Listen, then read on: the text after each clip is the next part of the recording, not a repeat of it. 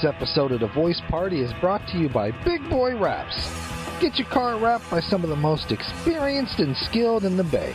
Big Boy Wraps, where the big boys play.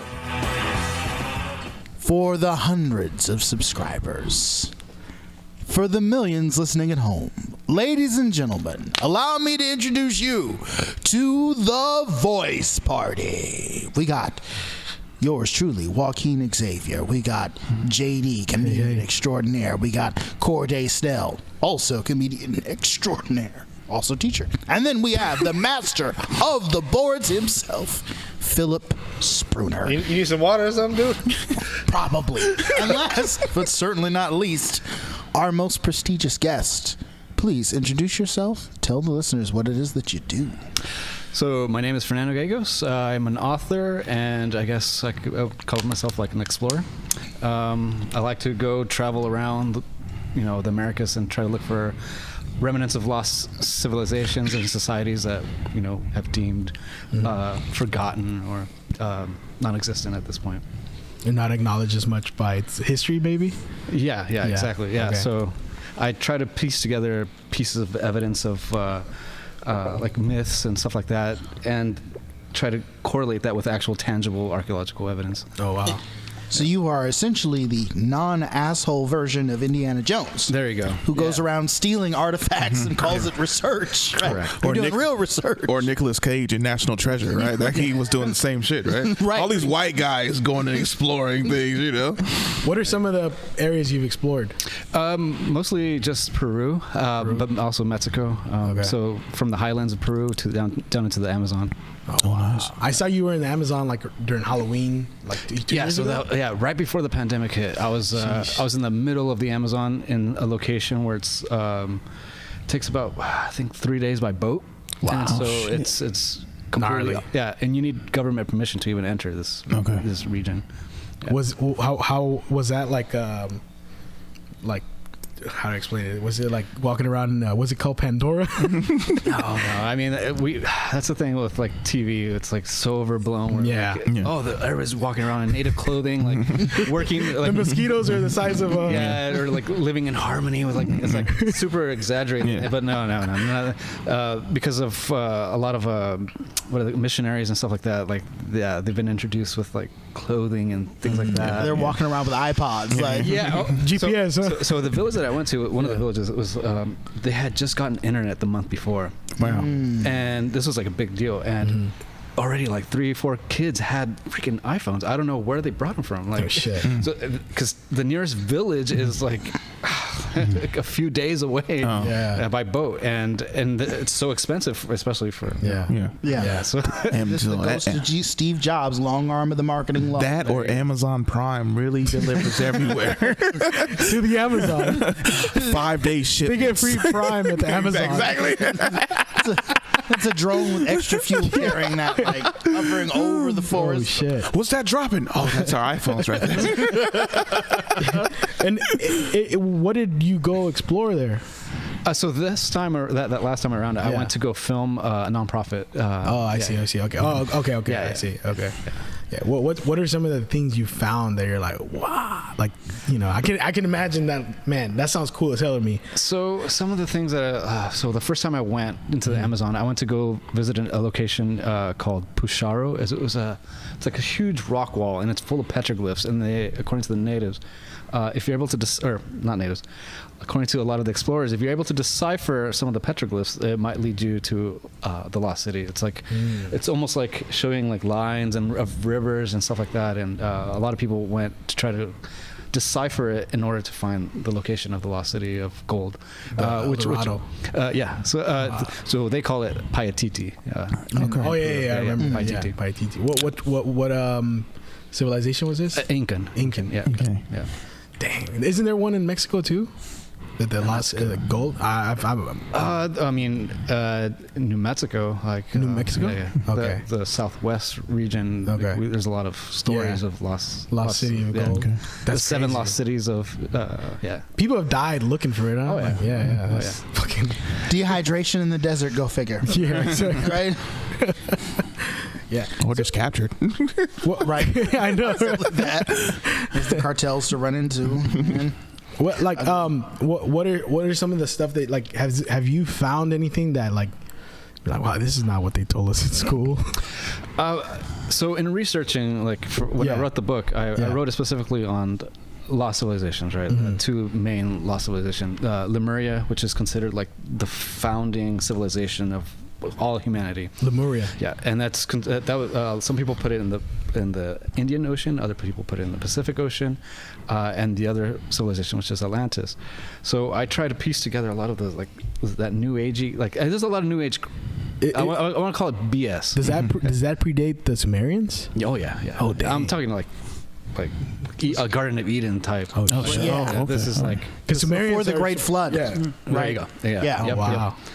And so, I mean, there's a lot of ridiculous writings on it. Yeah. And so what I started doing was I started reading a lot of the indigenous lore from the Americas specifically. And so there's a lot of like interesting stories where it talks about like these people that lived here alongside them. They had almost like mystical powers at that point. But in some aspect, they were like gods, but in other cultures they were seen as like just fellow humans, but with like this almost like superpowers, like a shaman would probably, kind of, but more advanced. I'm talking like way more advanced. And it's like, so this is a flashlight. And so that's cool. So when I started digging into those stories, I started realizing, okay, well, these are all collected by ethnographers. They're basically academic people who just write down the stories, put them away. Same thing with the archaeological evidence. They would just collect the data, all the evidence, store it, and put it away, and like that, it never sees the light of day after that.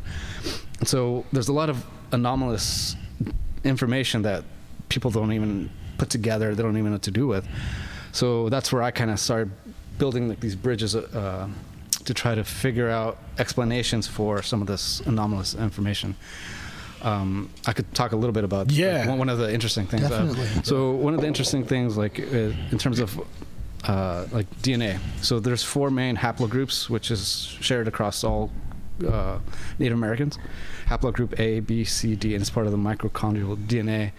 And that shows that, okay, so when they crossed over from Beringia into the Americas, those 4 haplogroups spread across. However, there's a rare 5th haplogroup, which is called haplogroup X. And that has shown over time that it was already in existence in the Americas when they had arrived. So there was already this pre-existing... Before. Yeah, there was already this pre-existing people living in the Americas when before the native populations that we know of today. Where they had that bridge through Russia or whatever. Yeah, right? Yeah, down into all the way down to Patagonia. That's crazy. Yeah, so it showed that because they thought maybe that haplogroup X was part of the founding DNA. Yeah, but it showed that it was already pockets of it. There was no mutation of that variant. It was already in existence across the Americas. So that's one of the things I was like, oh my God. And then in all these stories, it talks about, they talk about like these people that already had lived here. They were really advanced. And then one day they said, all right, let's all get together and leave.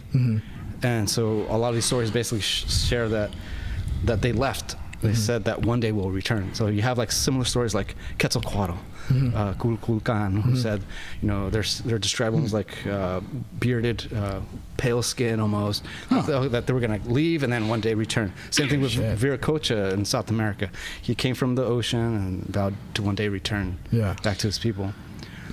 So when the Spanish conquistadors and the Portuguese were arriving in Central and South America, were some groups thinking that these were these mythical people returning? Correct. And we have I've seen several stories where that they think it's the gods returning.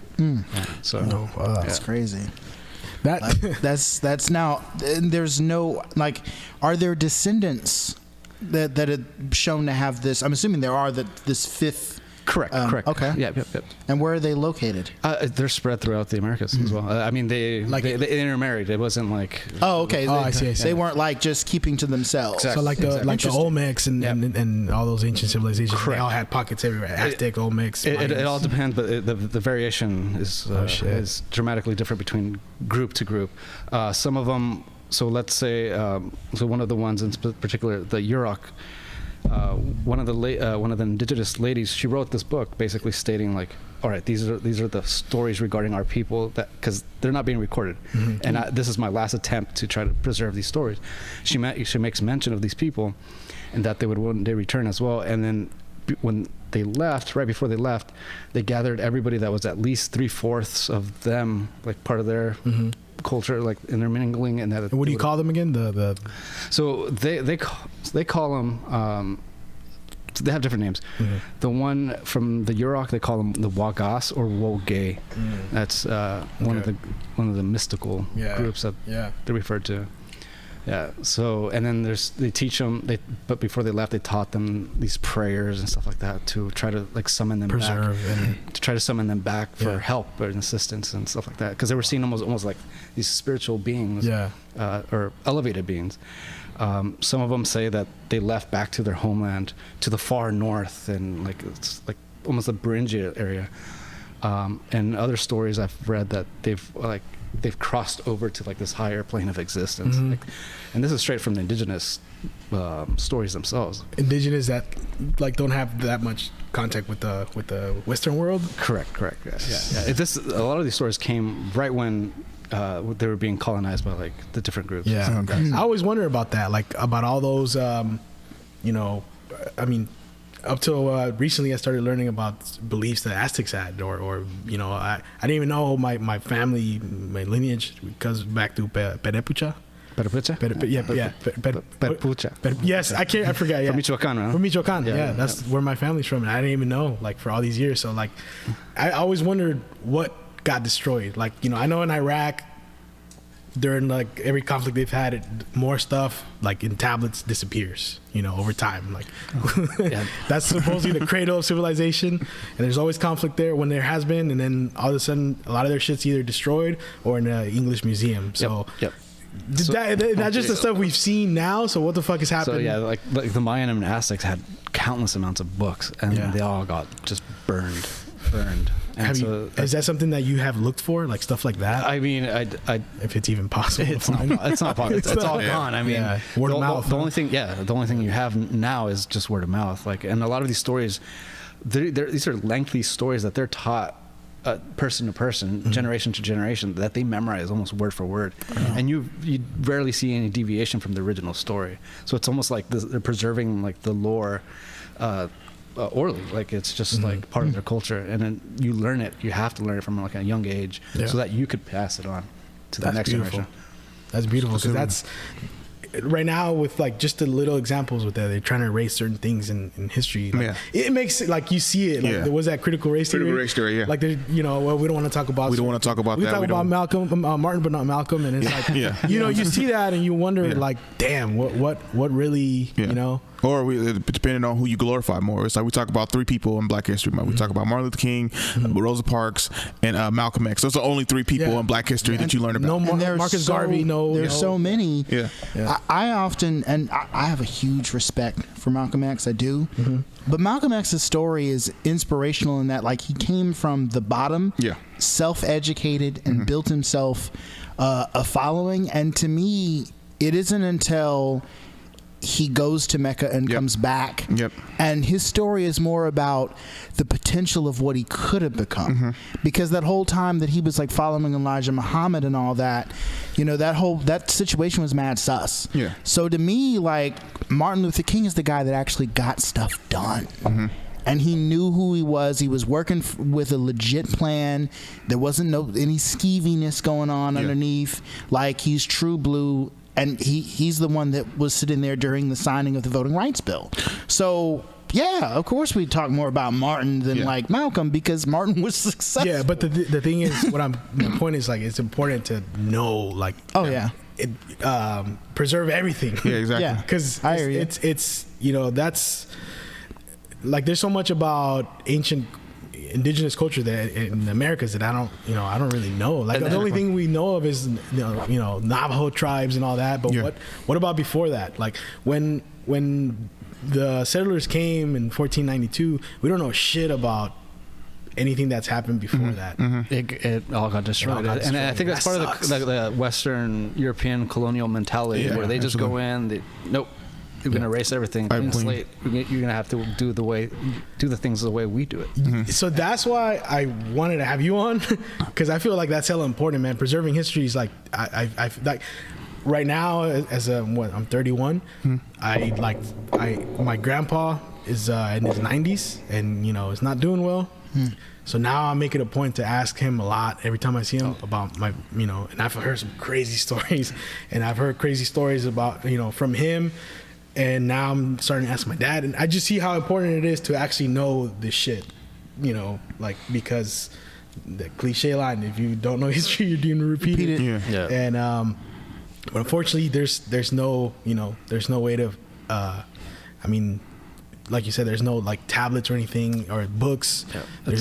It's all mostly word of mouth, unfortunately. And then, even in researching this book, like there's all these tidbits of like little stories. It's almost like clues, like what could happen, what to do, or what could have been. Yeah. And so one of the things that, because Mount Diablo is like right here. Yeah. Right? So one of the stories was like about a great flood that came in through California, basically the Central Valley, and it reached, and one of the guys went up to the top of the Mount Diablo. But one of the key things that it mentions is that they were paying attention to the animals. So the animals started acting erratically. Yeah. They started going naturally, like as out of instinct. Follow the rats. It was going up. They were going uphill. Yeah. And the people that stuck around to see what was going on, those are the ones that died. It was the ones that automatically started going. Following the animals. They're the ones that survived, and they went up to the top of the Mount Diablo. And that was one of the stories that caught me. Like, whoa! Like, there's like these little hints of like, hey, if this happens, here's a clue. And that happens now, I think, when tsunamis are about to hit.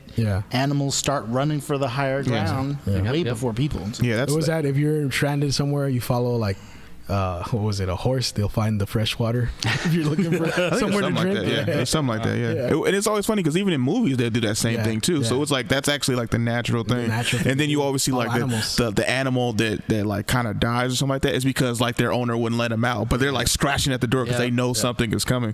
Which that's like always funny because like if you just start see animal, because even when things like that happen, you never see a ton of animals near like where it happens because they're all gone. Like you see birds flying like a week or two ahead of time, and then like all of a sudden, oh, my dog just ran away. Why? And then it's like, oh, a natural disaster is coming. The house is haunted. That too. I was gonna ask you about that because I how do I explain?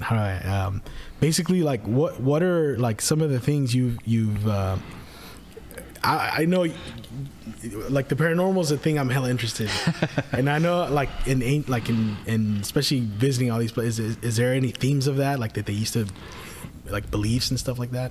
Not so much. No. Okay, that's just our thing. I mean, I think at that back then it was like you're so in sync with like, or in tune with like everything the outside world. I mean, it was like, why talk about it if it's already part of like I guess the psyche. And then a lot of like the stories of like the medicine man and the shaman, like it's just like it's so ingrained that a lot of people like don't really talk about it unless it's like specifically for a reason. Like that story about the Mount Diablo, that guy that went up, the guy that survived, so there's variations. There's some that was a group of people, and then other stories was just one man that went up, and he was like seen as invincible afterwards. He like had like these supernatural powers, like no arrows could. He's the one. Him. It's Neo from fucking Matrix. So like I mean, this is the same stories that we see continuously throughout different cultures around the world. You shared earlier that a lot of stories that date like back like years, it's always passed down like orally from like generation to generation. Why isn't that recorded in like some kind of book to like for some reason like their books were destroyed, but like here's a book that like's been passed down for generations. So can you like? I'm sure there are. I mean, a lot of anthropologists went around, especially during the like 1850s around California. Like they went around recording all these stories and. They just simply got put away. Okay. There's books thick, like super thick. Yeah. It's just a matter of going through them. Like most people don't even have the patience to go through. it's unfortunate. It seems like it just gets filed away. It's like, oh, it's just their superstition, or it's just their like story, like some mythology that has no relevance to us today. It's not Christian, so we got to burn it. It talks about gods with heads, with animals, and like this is satanic. Let's burn this shit. Definitely what the conquistadors were doing when they came over, right? Like they're like, oh, it's burn the books and burn the people reading them. It's fucked up. Very Catholic. It's fucked up. But I don't mean to shit on the Christian listeners. I mean, history is history, and what they did is what they did. Yeah, for sure. Not every Christian was out there burning books and burning people, but you had certain leadership and certain arms of the church at the time that was a little overzealous, shall we say. I have something to ask you about this that I just glanced my eyes, and I've heard a lot about it, about Mount Shasta. Oh my God. I've heard a lot of stuff that goes from like a lot of stuff on UFO related. All right, so let me start from the beginning. Okay. All right, so that's close too, right? Like it's about 5-6 hours. 5-6 hours. Yeah. So the Lemurian craze of Mount Shasta started around 1930s, when the Rosicrucian Order, it's like a secret society group from San Jose, they published a book on Lemuria, which is the lost civilization. And according to the author, when Lemuria sank, according to the author, this Lemuria was attached to California in the Pacific Ocean. When that civilization sank underwater, the survivors came to California, different points of California, and lived, just like how I mentioned before with the other native stories.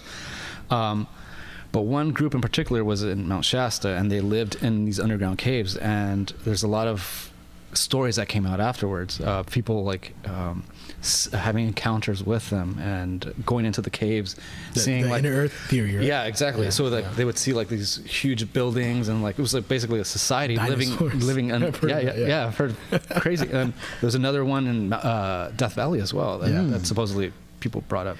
And so after that book was published, people just became fanatics. So they all went up there trying to look for them. They were throwing bombs into caves, trying to make them come out, shooting just like wildly into the forest, trying to like kill like. There was a general or admiral something. He's one of the like high-ranking. I don't know if you guys know about the Hollow Earth theory. Yeah. You're familiar with that? So that's what I've heard about Mount Shasta, is that people have seen not only UFOs, but UFOs coming out from the mountains. Yeah. Okay. I've heard it all. I've gone over there. I've tried to look around, try to find it. That's always been interesting to me. Yeah. Because there's a lot of empty cave tunnels, like volcanic. What are they called? Like the tubes, volcanic tubes. Yeah. There's a lot of that all around the mountain. Wow. So it's very possible that somebody could get lost in there for days and see a rock flying out that might look like a but and that's always the hunt for mole men. That's always like I heard about that through there was like some like that story, that admiral that went into like the Hollow Earth, and he saw like a civilization in there, and they were like a form of like Indian. Like, or that's what he described it as. So it's like it's always interesting to hear all these stories, and like there's a lot of stuff in California, I'm sure that that like you mentioned the Rosicrucian. Yes. Is that's only in San Jose? So they have members worldwide, but it's considered like almost like a secret society, like just like the Freemasons. Yeah. And but they're a little bit more open, and it involves more of a spiritual, like enlightenment type of approach to basically trying to advance your inner self. And so like personal development. Okay. Like of different senses and stuff like that. But the original Rosicrucians came out of like the 16th century. Oh shit. In France, I mean, they published like these little booklets, basically stating how, because at that time it was like they're still trying to get out of that medieval phase, and so they published like these little booklets, basically stating that everything is within you. It's like you don't need to go to church. It's giving you like basically the power of authority, like over yourself, over your destiny. And so that kind of sparked like all of the revolutions and and ultimately led to the Enlightenment. Yeah, that was big when France was helping all these other countries. I didn't realize this till recently, how France helped a lot of other countries free themselves from the Vatican, and how like they literally were, I don't know, like one of the French kings had beef with the Vatican at one point, and they actually captured the Pope. Yeah. Do you remember that? Yeah. Yeah, it was very, Lord. Yeah. There's no other time, and there hasn't been a time in recent history where a Pope has been captured. Political. Wow. Yeah. But back in the day, he held so much power. Like, crazy. So you I noticed you like, does that kind of spark your interest in learning about this? Oh yeah.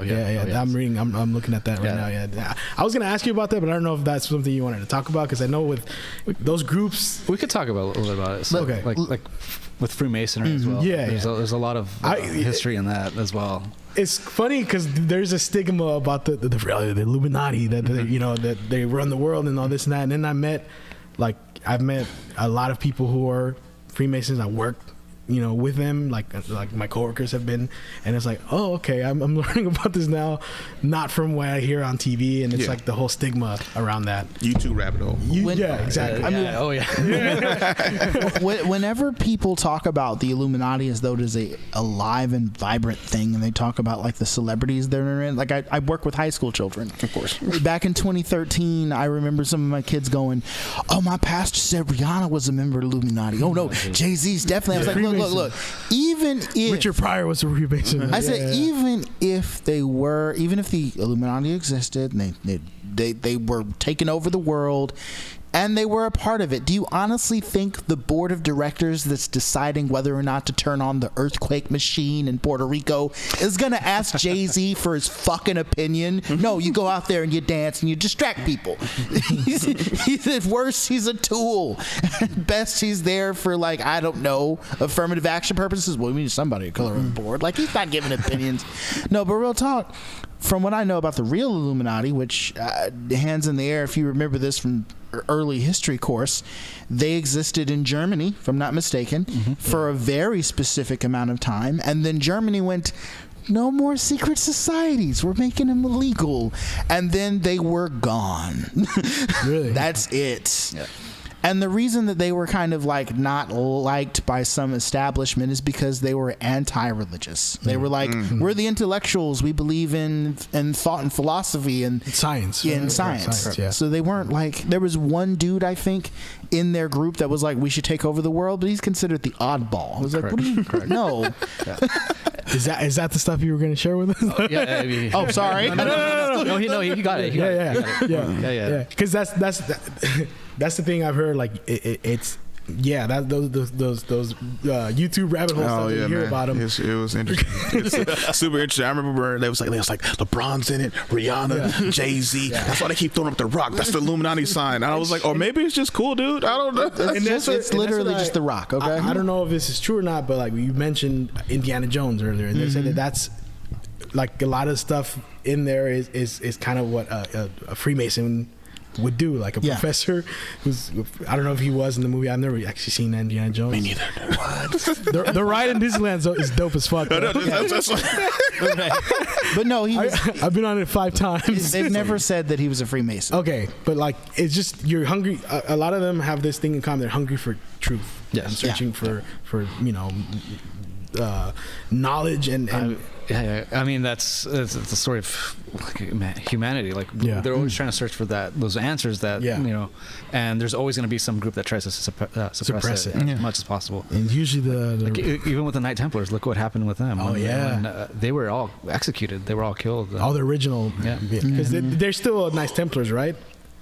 Like there's a group that causes that. There's a few. There's a lot. There's going to be a lot. Okay. I mean, same with Freemasonry. There's a lot of offshoots, and Illuminati as well. There's a lot of offshoots, and everybody tries to claim like original. Right. Like I have the paperwork to prove like we're the authentic. The lineage. Yeah, and even some groups form like alliances to basically like. What is it called, to make themselves official and shun everybody else that's not part of their alliance. And it's now, weren't the original Freemasons just like a guild of skilled craftspeople? Correct. Like how on earth did it go from like we're really good with stonework to we are taking over the world? Like that's a large jump. Oh my God. Someone described it as they use the knowledge to build into building yourself into what you want to be. I don't know if that's a good way of putting it. That's a good way of putting it. Okay. So it's like the science behind church building or masonry. Yeah. Foundation. It's considered like that mathematical science. You know, that's considered like part of God. Like it's like sacred. It's part of. You know, because back then they weren't teaching science, they weren't teaching math. So in order to learn these secrets, you would have to move up. And as a Freemason, you'd be able to freely travel place to place, country to country. Back then, you were unable to do that. And so you would learn like these crafts as you would move up, advance, and you would share that. And so a lot of speculations that they also had incorporated perhaps some of the secrets from like the Templars, because the Templars, once they were killed off, a lot of that knowledge might have seeped into these guilds, because how better to escape being executed if like you join a guild and just travel freely, almost like a nomadic lifestyle. Yeah. And so there's a lot of speculation as to perhaps a lot of that ancient knowledge from Jerusalem or what have you, like actually came back and got incorporated into these guilds that later formed Freemasonry. Wow. Well, let me ask you, sir, what's your educational background? Like my background? So I have 2 bachelors, one in behavioral science and the other one in anthropology. Nice. So let me ask you this. Now, in the Indiana Jones movies, for people who haven't seen it, he's a college professor, probably the most badass college professor, if I'm being honest. Like, dude teaches a class during like the spring and then goes off and fights Nazis in the summer. But he gets funded via the university, right? They make that very clear. When you go on your explorative expeditions, where's your funding coming from? Sell cocaine, baby. No, I'm just kidding. I mean, that's one way to do it. But I gotta bring some packets back. No. Hey guys, I gotta go to the Amazon. No, it's all out of pocket for me. Oh, dang. So okay. I go as cheaply as possible. Yeah, for sure. There's a few times where it gets really dangerous, and I don't have the proper equipment, but I'm just winging it the best that I can. Yeah. That's crazy. So like, dangerous as in how? Like, I was thinking the same thing. I'm like, rock climbing or like people dangerous. So my son was born in 2017. I took off a few weeks after he was born. Okay. I went to try to find this lost route into the Amazon from the high Andes. We ended up in the middle of the Andes. It was pretty isolated, and we hit about snow. No. We hit about 15,000 feet, maybe a little bit more. And at that point, like I started getting really bad altitude sickness. Oh, I bet. And you're in the middle of nowhere. You don't know what to do. You're getting anxious because it feels like you're drowning almost. Like you just can't think. Yeah. You're gasping for air. I felt that at Mount Rose at like 8,000. My lips are all dry. So ears popping. Yeah. So like at that point, like you just like I couldn't afford oxygen tanks. Like it was always a possibility. Like, hey, we should bring oxygen, but I couldn't afford it. Like, so it's just there's situations like that where it's just like I gotta get the footage. Yeah. I mean the story. It was, yeah. And so there was a few times like that where it's just it becomes really dangerous, and being underfunded is it puts your life at risk for sure. There was another instance at the same time when I went to the Amazon. I almost stepped on what's called the shushupi snake, which is the largest. What's the snake? It's a venomous. It's the largest venomous snake in the Americas, I believe. Oh shit! It's like black, no? Or not black? What is it called? Black and red? No. It's like a pit viper. I can't remember the name. Like a viper. Yeah, it's a pit viper. It's like it's thick. Dang, you almost stepped on camouflaged or yeah. And one bite from that, like you're dead, especially up there. Yeah. We were in the middle of the Amazon. And it was like I'm getting anxiety just thinking about that.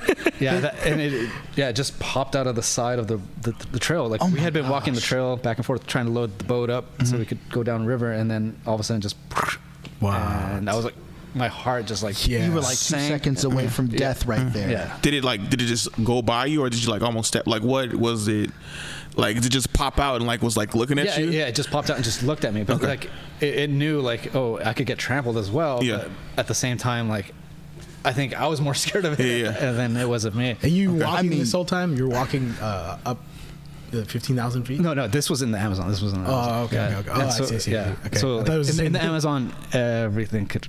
There's like, I saw pumas there. Like I saw Holy smokes! Jaguars? Not jaguar. Puma. Okay. Like Puma. Yeah, but there were jaguars there. You probably just didn't see them. And some of the stories I would hear, like, oh, my grandma went to bathe in the river, and then something pulled her down, and she never came back up. It's like, for them, it's like very like not like it's just like common. Yeah, it's like, oh, that's just what happened, and we never saw grandma again. So it's like, it's just one of those things that happens. Yeah. And so, and so as prepared as you can be, like, I mean, you're only limited so much, especially financially. Yeah. And so like I was trying to get a hold of the anti-venom. Like that was one of the main things. For sure. Yeah. And I think I kind of subconsciously might have brought it on, like, because I was doing everything in my power to get the anti-venom, and for that snake to come out, it's like almost like serendipitous, you know, like I've manifested. What a coincidence! Yeah. You are. Yeah. Now you know usually when you think about the Amazon, you don't think about the venomous snakes, you think about the boas. Yeah, and they're like anacondas, the biggest anacondas on the planet. Oh yeah, I would think about the jaguars more than anything because that's mosquitoes. Yeah, bugs. And there's a lot of plants that could really mess you up there too. Plants, no, plants, no. I thought that was okay. Not so much. Okay. It's mostly just like the animals. Where I was last time I was there, so.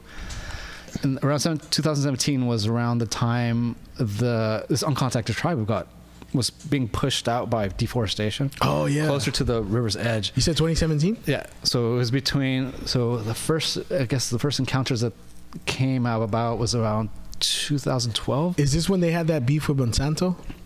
No. Oh, that was after, right? There was like this big lawsuit with this tribe with Monsanto. No. This was an uncontacted. It's considered. Uncontacted. Okay. Never mind. Sorry. It's considered.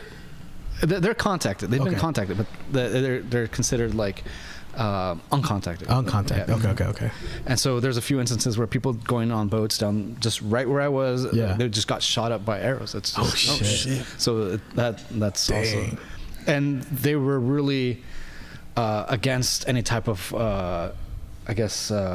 incorporation into the Western, like they knew what was going on, they could see, and I think that was a direct result of like the rubber boom trade that happened back in the when was it, the 1800s, late 1800s? Yeah, 1800s. Yeah. So a lot of these indigenous populations were basically abused very, very harshly. Yeah. And so they might have been one of those groups that formed together and just left into the stay the fuck out of here. Yeah, but unfortunately now with a lot of the narco trade and stuff like that, and deforestation and stuff, and it's pushing them closer and closer to where people are, and they want to stay away from people. Like they made that abundantly clear. With the arrows in the chest. You definitely. I read about that where like certain tribes are beefing it out with like FARC. That group that in Colombia, right? Colombia, yeah. Like there's like wars going on in the jungles with these narcos and the fucking. I don't know if you're familiar with FARC. Are they considered cartels? Kind of, right? They're like I wouldn't go that far. Not that far, but they do sell drugs. Yes, but they're basically the ones that took over for Pablo Escobar when he died. But they're like militia living in the jungle. That's like spears versus machine guns. Yeah. Yeah, I think I know who's going to win that battle. It's like ruthless. Well, you'd be surprised. Not if they don't know the jungle as well some as of those tribes. Some of those tribes have guns too, right? Like, so that's why in Brazil, it's like a big old thing. So I don't even heard what happened with the Brazilian president. He basically tried to push Western expansion of farmland, and so he basically insinuated the people to go in and take these indigenous lands by any means necessary. So all these people start burning down massive amounts of forest to just basically raise cattle on them. And so a lot of these indigenous groups were being forced out of their ancestral homes, and they started becoming rather well armed, and they were fighting back as best that they could. And this is still going on right now. And it's just crazy. It's crazy where we're at in the world, where it's like the whole cowboy and Indian like still going on. It's like it's still going on. Decapitations, like all that shit, man. And that's the stuff. Like, okay, what are they going to be saying about this 10 years from now? Shit, there's some shit going on now. They don't even talk about it in the news. So that's where it's like, that's why I see your work as important. And like for our listeners, where can they find this and where can we? My book's up on Amazon. That's where I bought it. Yeah. It's entitled "The Ancients' Investigations into the Lost Civilizations of Lemuria and Atlantis." But yeah, that was my. After I graduated college, I had so much research that because I was planning to go into the master's program, but because of the recession that hit in 2008. And I was basically unemployed. I was like, I have all this research. Like, it's never going to see the light of day because a lot of it has a lot of the sources are actual academic papers that people have to pay like $35 for. But I had free access because I was a university student. So I had a whole drawer just packed full of just like these academic papers, and so I decided to put it all together and put this book together. I have a question for you. You're primed that if you wanted to go and get your master's, you're practically ready for that, you know? Well, could you just turn this book in and be like, here's my thesis? Exactly. or a doctorate at that point, yeah. After they did me dirty like that, I had a beef with academia. Okay. Because I was trying everything in my power to get back into the academia field, but it was not going to happen because I just I have a question for you. They couldn't teach you nothing. No. That's kind of like why I see like fueled your hunger for. I was always arguing with all my professors. We would always have discussions about like things like that, and they would bring up stories themselves, like of things that they would come across, and like, hey, we don't know how this got here. This wasn't supposed to even be here. Wow. And I was like, ooh, well, and so for where I'm at, they see me as like a fringe, like type of Oh, that's messed up. And so, it is what it is. And so, as much as I could try to debate my my point of view and the things that I've collected, and it's still considered fringe. I have a question. If let's say that's what the best academia is, though. When you're on that level, it's like discovering new stuff. Because for them, it's all about baby steps. If you go too far if you take too far of a step, they want to like shut you down. It's always about like taking these micro steps of like what you found, take the data. It's science based. Into their.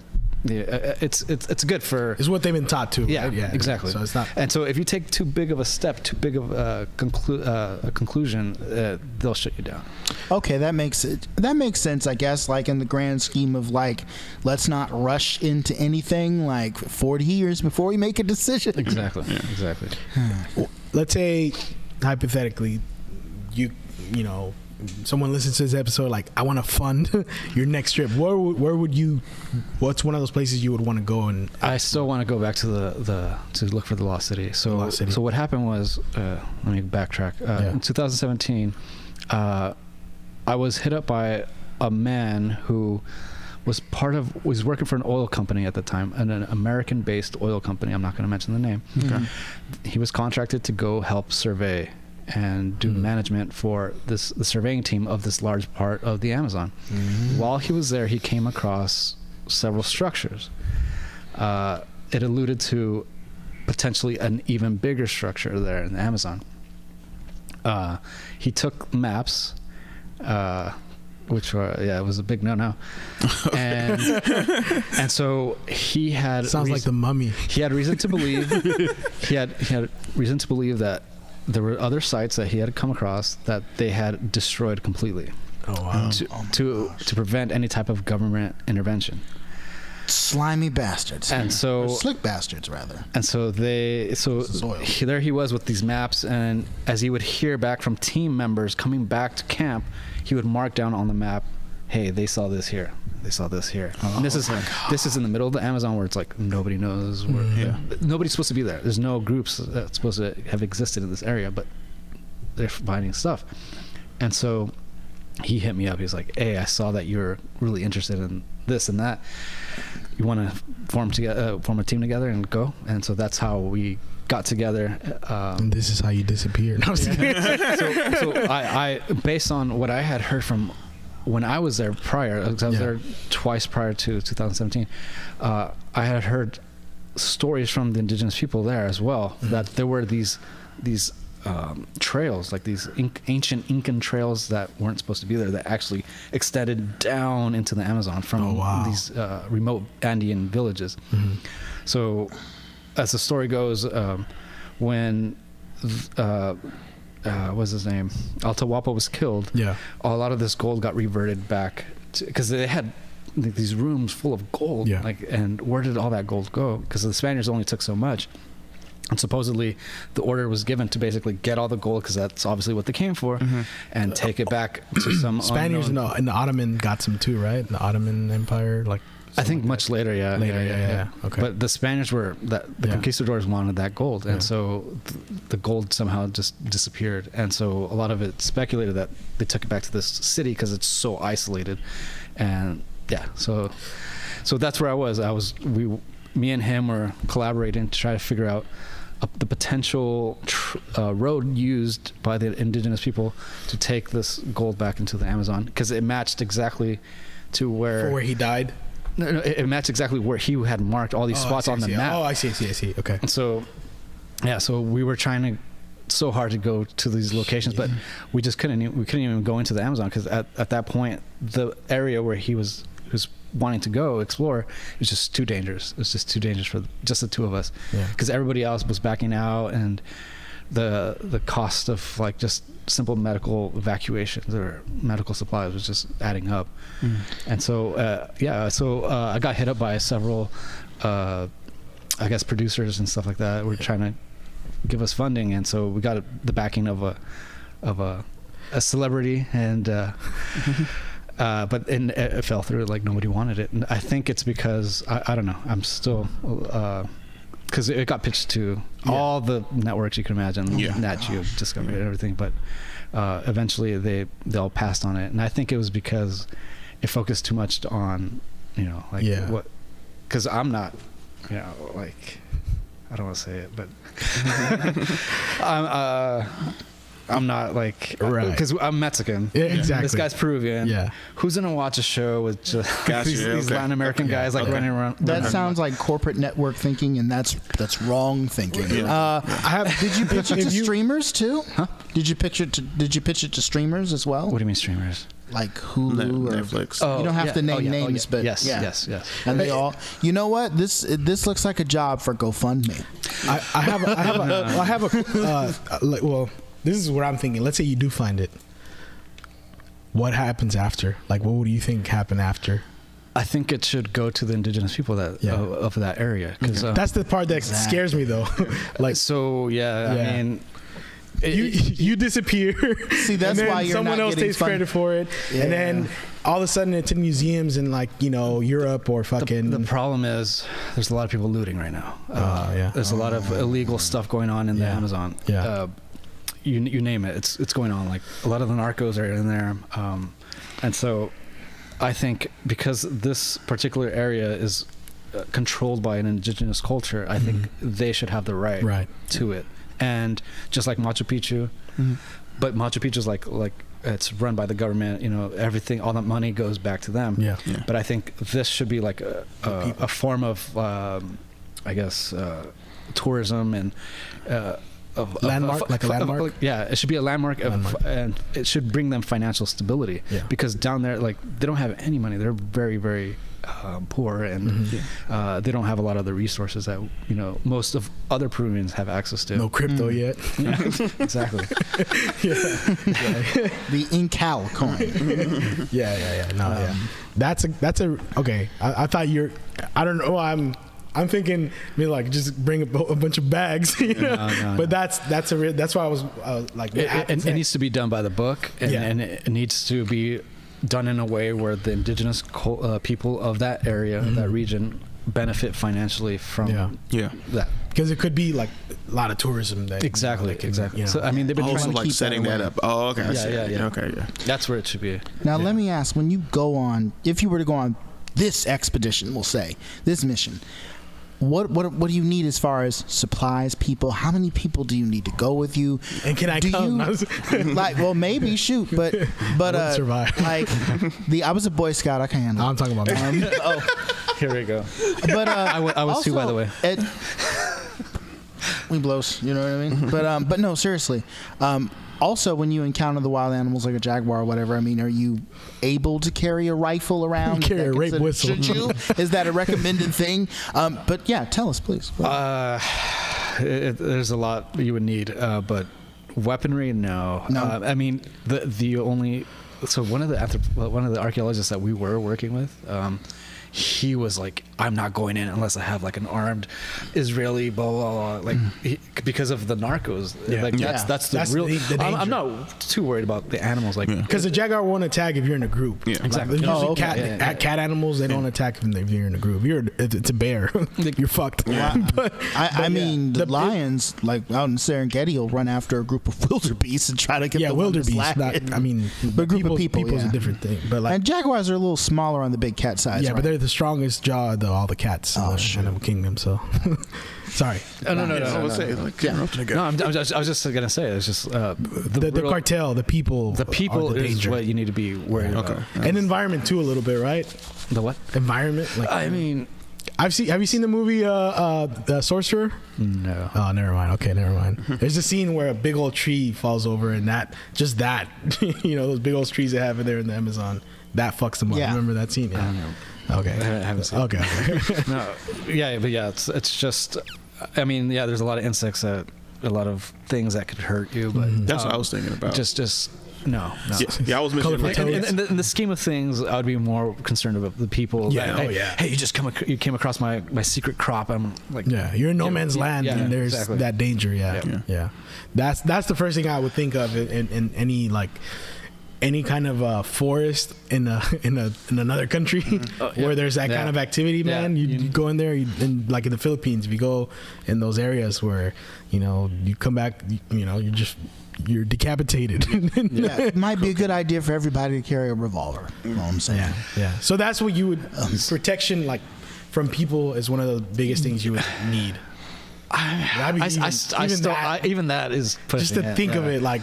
Well, you have one guy with a pistol, and then there's like 8 people with it. You don't want to give off the wrong impression that you're already there for. Right. You're already anticipating that you're the new sheriff in town. So besides the pistol and things like that, what is like because you said you need medical supplies and things like that, and probably like food and like what are those things that you probably like need? Anti-venom. Anti-venom is the biggest one. Okay.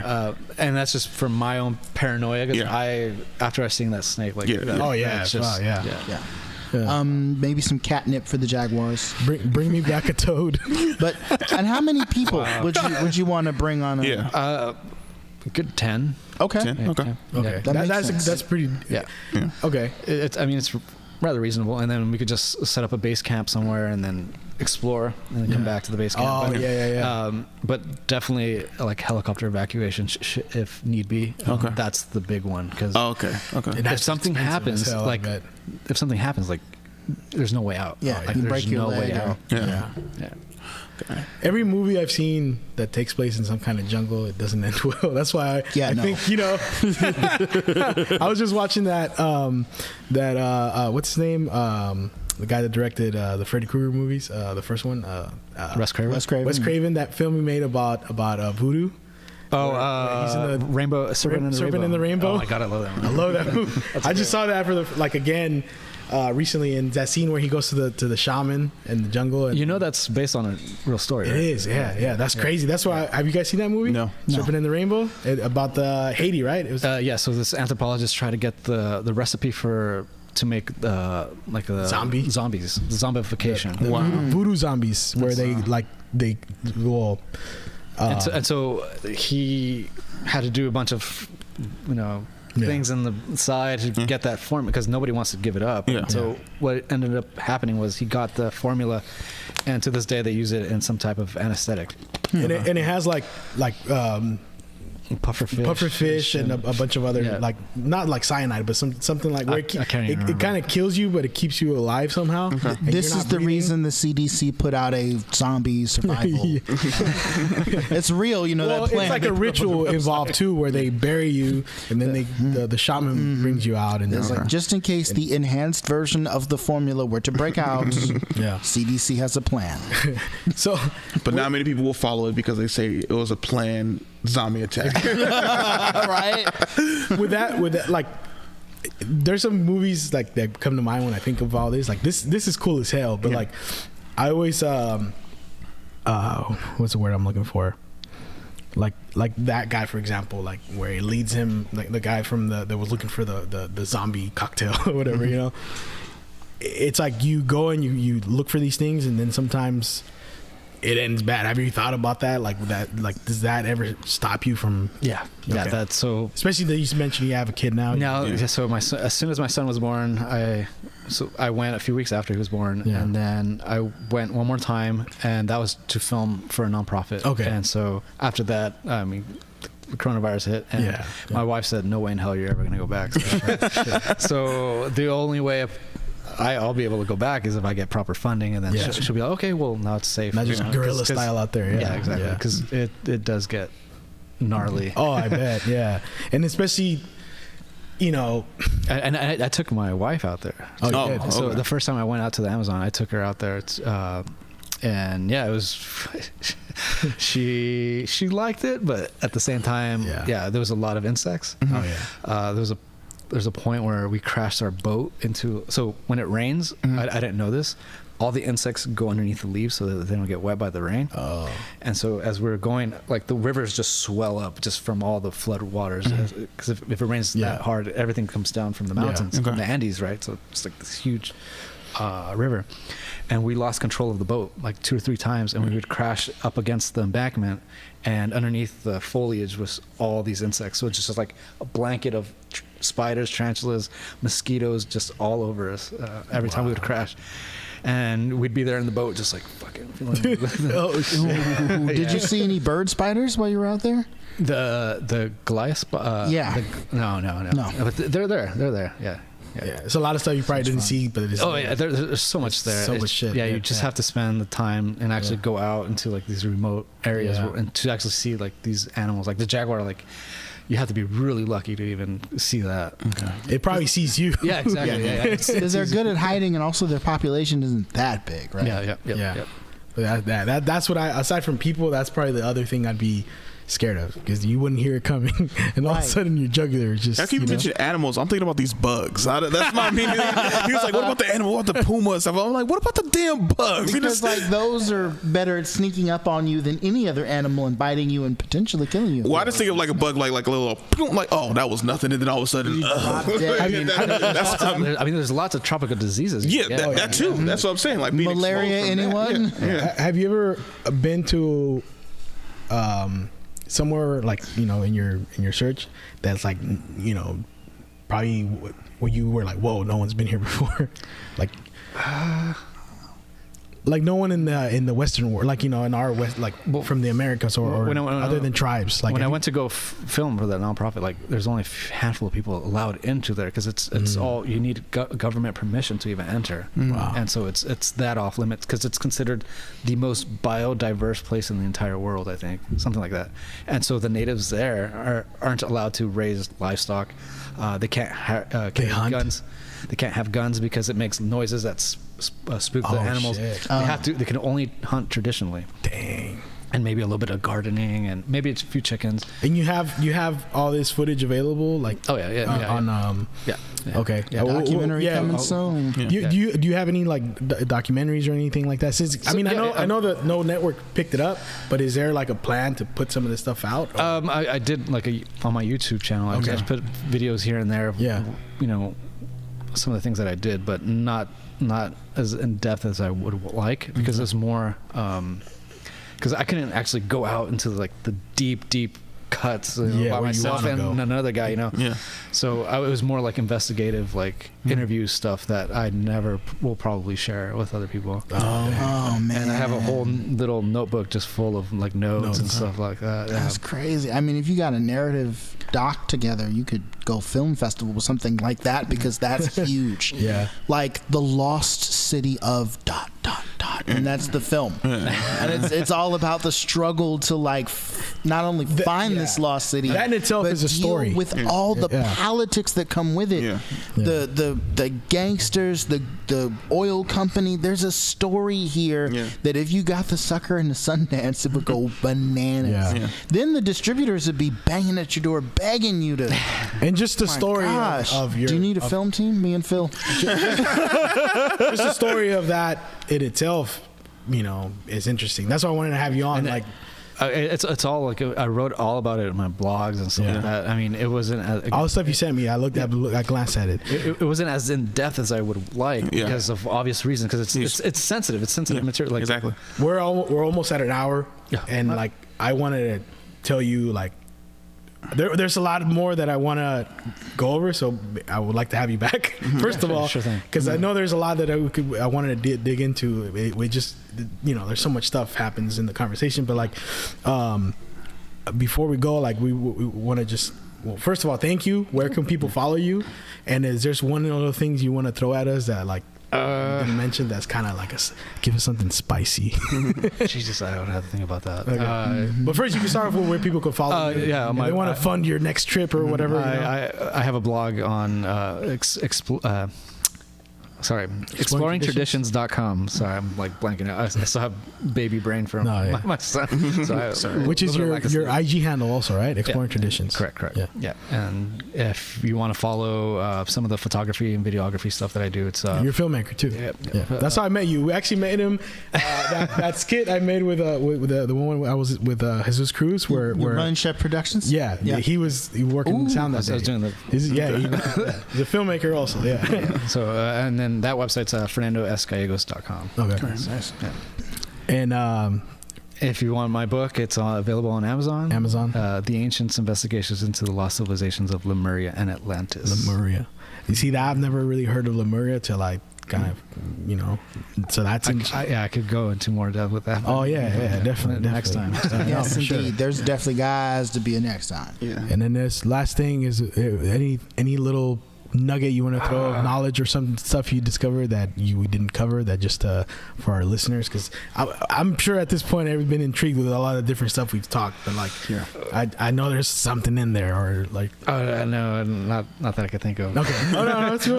That's all good. It's all good. So yeah, you want to keep looking for this. Hopefully one of my millionaire friends listening. You can DM us and we'll forward DM us or contact him directly. Yeah. I want to like hear about it and see it. So if you film all that, man, like I'll group of 10. Yeah, exactly. Yeah. Yeah, man. Thank you for coming by, and I want to have you on again for sure. That sounds good, man. Yeah. Thank you for having me. You guys good? We're good. You got anything you want to add? That show was amazing. I forgot to even mention what we were going to talk about for this. All right, guys, that's been the Voice Party. We're out. As I'm like humming